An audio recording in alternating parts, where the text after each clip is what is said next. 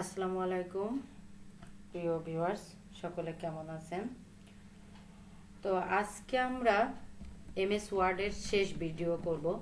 তারপরে যদি কারোর কোনো সমস্যা থাকে, কোনো টপিকস নিয়ে কোনো ভিডিও দরকার থাকে, তাহলে আমাকে জানাবেন। আমি আপনাদের সেই ধরনের ভিডিও দেওয়ার চেষ্টা করব। তো প্রিয় ভিউয়ার্স, আজকে আমরা কি ভিডিও বানাবো, তাই না? তো আজকে আমাদের যে টপিকসটা সেটা অনেক ইন্টারেস্টিং। আর আরেকটা জিনিস, কাজকে সহজ করার জন্য আমাদের এইটা জানা খুবই গুরুত্বপূর্ণ। আপনাদের যদি কর্মক্ষেত্রে যে কাজকে সহজ করতে হয়, তাহলে আপনাদের এই কাজটা জানতে হবে। তো এটা কি কাজ? এটা হলো ম্যাক্রোস। ম্যাক্রোজের কাজকে আমরা অনেকেই জানি না, ম্যাক্রো দিয়ে কি করা লাগে। ম্যাক্রো, আমরা কোনো কিছু যেটা আমাদের প্রতিনিয়ত প্রয়োজন সেটা আমরা রেকর্ড করে রাখতে পারি কিবোর্ডের একটা কির মাধ্যমে, যাতে সেই কিটা প্রেস করলে আমরা সেইটা পুরো হুবহু চলে আসে। তো দেখি আমরা কিভাবে এই কাজটা করব। তো আপনাদের জন্য আমি একটা রেডি করে রেখেছি। ধরেন আমার বা আপনি একটা প্রতিষ্ঠানে জব করেন। তো জব করলে কি করা লাগবে? আপনাদের কিন্তু প্রতিনিয়তই দেখা যাবে যে চিঠি তৈরি করতে হতে পারে, এরকম ফরম্যাট আমরা যদি আগে থেকে করে রাখি, মানে এক ক্লিকে এতগুলা টাইপ সব চলে আসবে, আমাকে আর টাইপ করা লাগবে না। তো আমরা সেই জন্য এরকম ভাবে আমরা ম্যাক্রোর মাধ্যমে এটা করে রাখতে পারি। তো প্রথম আমি কি করব, দেখা যাচ্ছে যে এই যে আমরা এই লেখাটা লিখে রেখেছি, আমি এটাকে কপি করতে পারি অথবা কাট করতে পারি। আমি কপি করে দেখাচ্ছি। দেখেন, এইটাকে আমি কন্ট্রোল সি দ্বারা কপি করে রাখলাম। আচ্ছা, এবার আমি একটা নতুন ফাইল নিচ্ছি। এটা হলো আমার নতুন ফাইল। তো আমি ওটা কিন্তু কপি করে রাখলাম জাস্ট। ম্যাক্রোসটা কোন মেনুবারের কাজ আগে সেটা দেখে নিই। ভিউ মেনুবারে থাকে। দেখেন, আমরা হোম, ইনসার্ট, পেজ লেআউট শেষ করে ফেলেছি। আজকে আমরা ভিউ মেনুবারে ম্যাক্রোসটা দেখব। তো এই যে ম্যাক্রোস, এটা কি কাজ আছে, আমি এর মধ্যে ক্লিক করলাম। করার পর দেখেন ভিউ ম্যাক্রোস আর রেকর্ড ম্যাক্রো। তো আমরা যেহেতু রেকর্ড করে রাখতে চাচ্ছি, আমরা রেকর্ড ম্যাক্রোতে ক্লিক করব। রেকর্ড ম্যাক্রোতে ক্লিক করার সাথে সাথে দেখেন এরকম একটা ডায়লগ বক্স আসবে। এবার এখানে বাটন না কিবোর্ড, আমরা কিবোর্ডের মাধ্যমে পরিচালনা করব, তাই কিবোর্ডে ক্লিক করলাম। আচ্ছা, ক্লিক করার পরে দেখেন এরকম একটা কারেন্ট কি, মানে প্রেস নিউ শর্টকাট কি, কোন কিটা আপনি শর্টকাটে তৈরি করে রাখতে চাচ্ছেন। তো এখানে আপনি যে কিটা দিবেন সেটা কিন্তু আগে যেন সিস্টেম ইউনিটে না থাকে, সিস্টেমে না থাকে তেমন কি দিতে হবে। কেমন? যেমন আমরা control S A save, control সিতে কপি, তারপরে বিভিন্ন ধরনের শর্টকাট কমান্ড কি জেনে আসছি। তো ওইগুলা জানে না হয়, তো যে কোনো ধরনের আপনি কি দিবেন, কিন্তু ওইগুলা থাকলে কিন্তু পরিবর্তন হয়ে যাবে। তো সেই ক্ষেত্রে আমরা ফাংশন কিগুলা ব্যবহার করতে পারি। আমি ফাংশন কি কোনটাতে কি হয়, তো এখন এখানে আমি কোন কিটা প্রেস করব। আমি ফাংশন কি F7 দিলাম।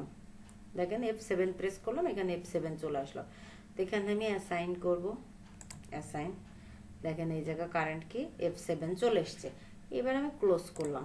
আচ্ছা, ক্লোজ করার পর আমার মাউস পয়েন্টারটা একটু খেয়াল করেন, দেখেন রেকর্ডের মতো একটা চিহ্ন আসছে। এই যে এইবার আমি এখানে যা টাইপ করব তাই কিন্তু রেকর্ড হতে থাকবে। তো আপনি এখন টাইপও করতে পারেন। আমি যেহেতু আগে টাইপ করে ওটা কি করছি, কপি করে রেখেছি, এখানে কন্ট্রোল ভি দিব। আমার পুরোটাই দেখেন এইভাবে চলে এসছে। এটা কিন্তু এখন অফিসিয়াল চিঠির ফরম্যাট। আমি এইগুলো আগের থেকে বসে রাখলাম।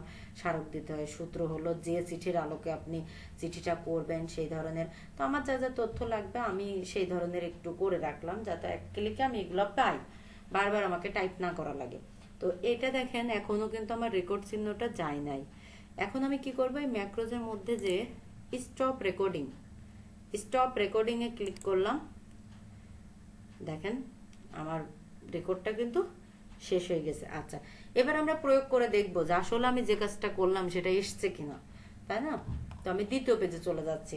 দ্বিতীয় পেজে যাব কি করে, কন্ট্রোল ইন্টার দিয়ে দেখেন নতুন পেজ আমি একদম দেখালাম যে এইটা আমি রেকর্ড করেছি। এখানে আমি কোন কি দিয়েছি সেটা কিন্তু আপনাকে মনে রাখতে হবে। আপনি আবার ভুলে গেলে তখন কিন্তু এটা আর আসবে না।